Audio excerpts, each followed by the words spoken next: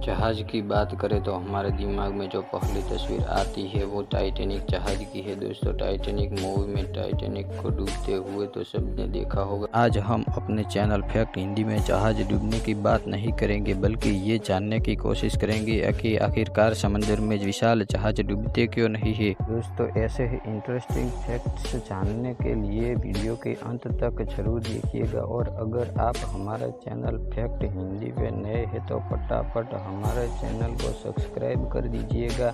ऐसे ही रोचक फैक्ट्स हम आपके बीच में लाते रहेंगे। तो चलिए बिना वक्त गवाए वीडियो को शुरू करते हैं, तो पता लगाते हैं कि आखिरकार वो क्या कारण है जिनसे इतनी बड़ी जहाज पानी में डूबती नहीं है, तैरती रहती है और लहरों को चीरती फाड़ती आगे बढ़ती जाती। गुरुत्वाकर्षण का नाम तो सुना ही होगा, जिसको ग्रेविटेशनल फोर्स भी कहते हैं। और जब कोई वस्तु नीचे की तरफ फेंकी जाती है तब इसी फोर्स की वजह से वो नीचे चली जाती है। और पानी में भी यही फोर्स काम करता है, जिस वजह से कोई वस्तु डूबती है। लेकिन पानी में एक और फोर्स काम करता है जिसे उत्प्लावन बल कहते हैं। ये पानी में वस्तुओं को ऊपर की तरफ धकेलता है। अब कोई वस्तु पानी में डूबेगी या तैरेगी, ये दोनों फोर्स के बाद फाइनल रिजल्ट पर ही डिपेंड करता है। लेकिन इसके बारे में डिटेल में बात करने से पहले मैं आपको बता दूं कि ये जहाज़ कई देशों से होकर गुजरते हैं, तो कई देशों के हिसाब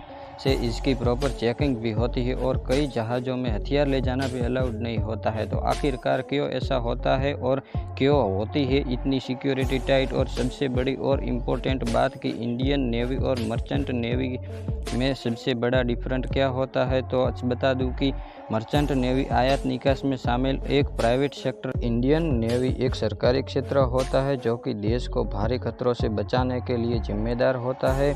दोनों के जहाज समंदर में चलते हैं, दोनों के कानून के हिसाब से उनकी प्रक्रिया होती है। जैसे मैं आपको बता दूं कि भारत में काफ़ी बड़ी तादाद में आयात और निर्यात होती है और वो समुद्री जहाज़ों से ही होती है, जिसकी जिम्मेदारी मर्चेंट नेवी की होती है कि उन्हें सुरक्षित एक जगह से दूसरी जगह पहुंचाने की, क्योंकि उनमें बहुत कीमती सामान और चीज़ें होती है। इसका नुकसान भर पाना किसी के लिए भी पॉसिबल नहीं है, तो इसीलिए इनकी सेफ्टी और सिक्योरिटी के विशेष तरह से ध्यान रखा जाता है। आप सभी ने ग्रेविटेशनल फोर्स के बारे में तो सुना ही होगा, जिसके हिंदी में गुरुत्वाकर्षण बल कहते हैं, जिसमें कोई भी एक चीज़ को ऊपर की तरफ फेंको तो अपने आप नीचे चली आती है। ठीक वैसे ही जब आप किसी भी चीज़ को पानी में फेंकते हैं तो वो भी बिल्कुल नीचे चली जाती है। लेकिन जहाज़ के साथ ऐसा बिल्कुल भी नहीं होता है, क्योंकि पानी के अंदर दो तरह के फोर्सेस काम करती है। एक तो होता है गुरुत्वाकर्षण और दूसरा होता है उत्प्लावन बल। तो पानी में दोनों फोर्स मौजूद होने के कारण और जहाज़ की डेंसिटी के कारण जहाज़ पानी के ऊपर ही तैरते रहता है और डूबता नहीं है। जैसे गुरुत्वाकर्षण फोर्स किसी भी चीज़ को नीचे फेंक देती है, वैसे ही उत्प्लावन फोर्स किसी भी चीज़ को ऊपर धकेल देती है। और पानी में उस फोर्स की ज़्यादा मात्रा में होने के कारण जो जहाज़ है ना, वो पानी के ऊपर ही रहता है और समुद्र के अंदर डूबता नहीं है।